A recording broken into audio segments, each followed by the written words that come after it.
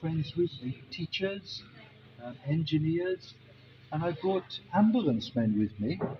And I said, I think we need to get these old vehicles, four-wheel drive Toyotas, that turned into minibuses, and instead of turning them into minibuses, we should turn them into ambulances and put like we have in Britain, an ambulance in the back and a driver and a paramedic in the front. And they said to me, you were crazy.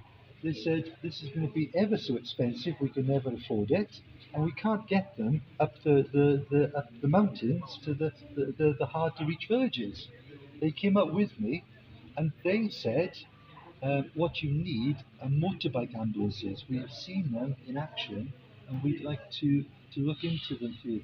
So they talked me out of the idea of traditional four-wheel drive vehicle, and they were the ones. So at this point, if you want to go further into this, I really need to bring Gio into it, who heads up the motorbike ambulance, because from that then on, it's his story, not mine really.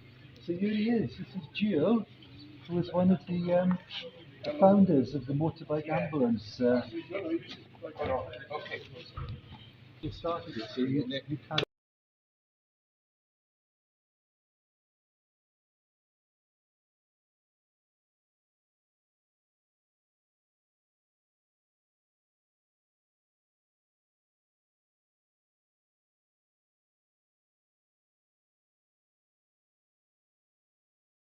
Down and we stayed there for years, nobody repairs them and so on. No, no, no, no, no, he said. So Jeff, he was going on and on, saying no. So all nine of us turned around to Jeff and said, Jeff, shut up.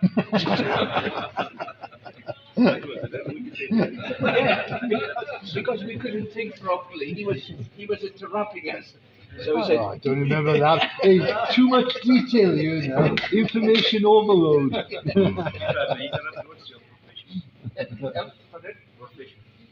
my profession. I'm an advanced paramedic. So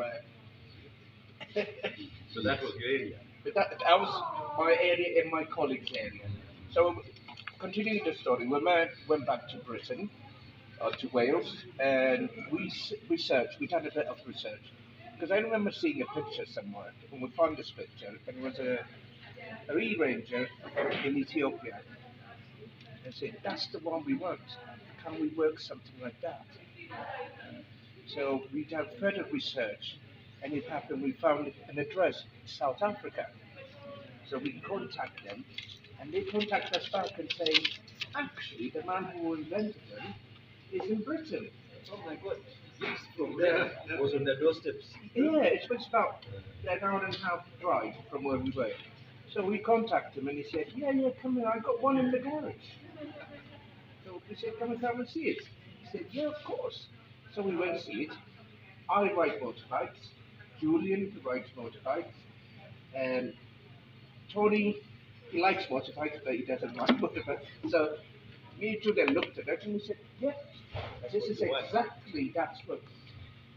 And we asked him the price, expensive for us too. And he said, okay, we got 1 year and we'll try to raise money. And we raised money to buy two, the initial two.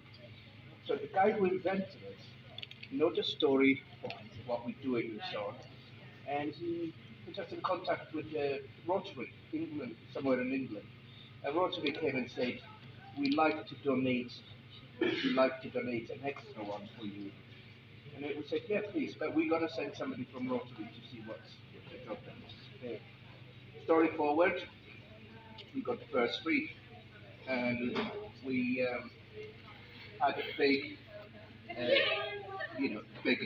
presentation in Mount Elgin Hotel with lots of people. Bernard was there.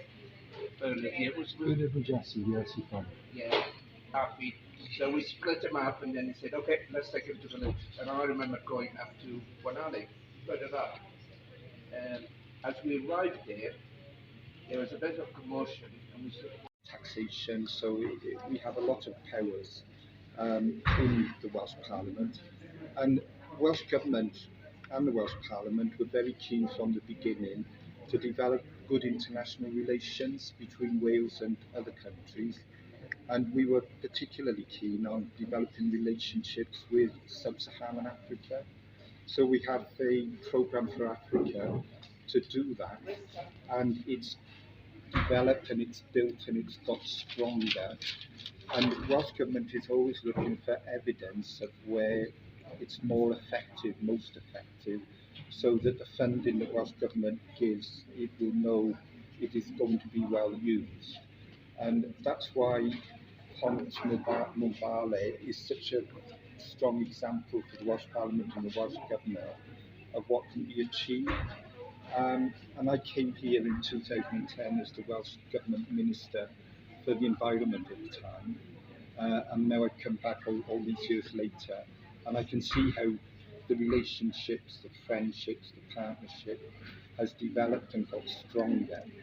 And even in the few days I've been here for this visit, it's so obvious what a strong friendship it is between the local community, the NGOs, the local government, and Pont Mbale as an organisation with all its supporters. And Welsh Government wants to be part of that and to help build that so that it becomes ever stronger and more effective. So I think Pont Mbale is in a great position really to say to Welsh Government, you know we can deliver, and this is what we would like to do to expand and to grow. And please will you back us? And Welsh Government knows that it's a two-way partnership. So Wales benefits as well as Mbale benefiting because it's a true friendship and a true partnership in both directions. So it's just great to see such a good example of what Welsh Government wants to do: build international relationships, build a relationship with sub-Saharan Africa, and have flagships which show what you can do, and then you can use that good practice in other parts of Africa and build relationships with Wales there as well.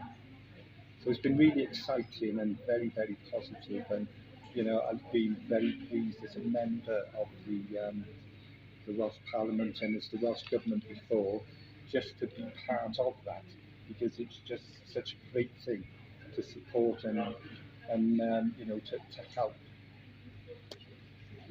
Is there a couple? Thank you, Dr. Joe.